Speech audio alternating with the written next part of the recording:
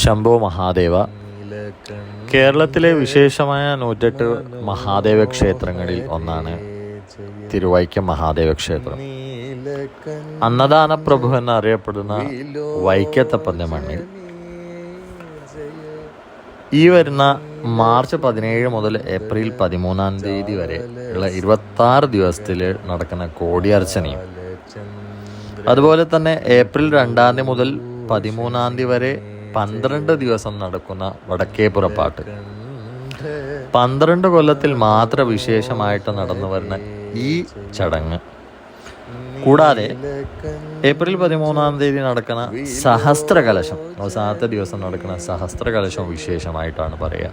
ഈ വടക്കമ്പുറപ്പാട്ടിനെ കുറിച്ച് പറയുമ്പോൾ അതിൻ്റെ ഐതിഹ്യം എന്നെന്ന് പറഞ്ഞു കഴിഞ്ഞാൽ, പണ്ട് വസൂരി എന്ന അസുഖം വൈക്കഗ്രാമത്തെ പിടിക്കി അനവധി ജീവങ്ങൾ നഷ്ടപ്പെട്ട കാലത്ത് ശിവന്റെ ഇഷ്ടപ്രകാരം, ഭക്തജനങ്ങളുടെ പ്രാർത്ഥന പ്രകാരം ശ്രീ കൊടുങ്ങല്ലൂരമ്മ വൈക്കമന ഗ്രാമത്തിലേക്ക് വരികയും വസൂരി എന്ന അസുഖത്തെ നീക്കി മാറ്റുകയും അതുപ്രകാരം ശ്രീ ഭഗവതി ഇവിടെ നിലകൊള്ളുകയും ചെയ്തു എന്നാണ്.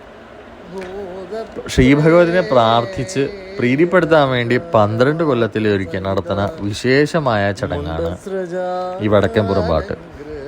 12 ദിവസം നീണ്ടു നിൽക്കുന്ന ഈ വടക്കേപ്പുറപ്പാട്ട് പുതുശ്ശേരി കുറുപ്പ് അവരുടെ കുടുംബത്തിനാണ് ഇതിൻ്റെ അവകാശം.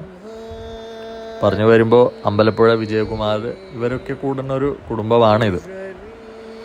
അപ്പോൾ ആദ്യത്തെ 4 ദിവസം 8 കൈകളുള്ള ഭദ്രകാളിയായിട്ടും, ബാക്കി വരുന്ന 4 ദിവസം 16 കൈകളുള്ള ഭദ്രകാളിയായിട്ടും, അവസാനത്തെ 3 ദിവസം 32 കൈകളുള്ള ഭദ്രകാളിയായിട്ടും, അവസാനത്തെ ദിവസം 64 കൈകളുള്ള എല്ലാ വിദ്യയും എല്ലാ കലകളോട് കൂടിയിട്ടുള്ള മഹാസംഹാരമൂർത്തിയായ ഭദ്രകാളിയുടെ പൂർണ്ണ അവതാരത്തിൽ വരച്ച് പൂജ കഴിച്ച ഭഗവതിയെ പ്രീതിപ്പെടുത്തി അനുഗ്രഹം നേടാ എന്നതാണ് പ്രത്യേകമായ വിഷയം. വൈക്കത്തപ്പന്റെ മണ്ണിൽ വടക്കേപ്പുറത്ത് വെച്ച് 1400 ചതുരശ്രടിയിൽ ഒരുക്കിയ ശ്രീഭദ്രകാളിയുടെ കളത്തിലാണ് പൂജകളൊക്കെ നടക്കുന്നത്. പറഞ്ഞു വരുന്നത് എന്താന്ന് പറഞ്ഞാൽ, രാജ്യത്തെ തന്നെ ഏറ്റവും വലിയ കളമായിട്ടാണ് ഇതിനെ പറയാ. 64 കൈകളോടുകൂടിയുള്ള ഭദ്രകാളിനെ വരച്ചുള്ള പൂജ ഇത് വിശേഷമായിട്ടാണ് അറിയപ്പെടുന്നത്.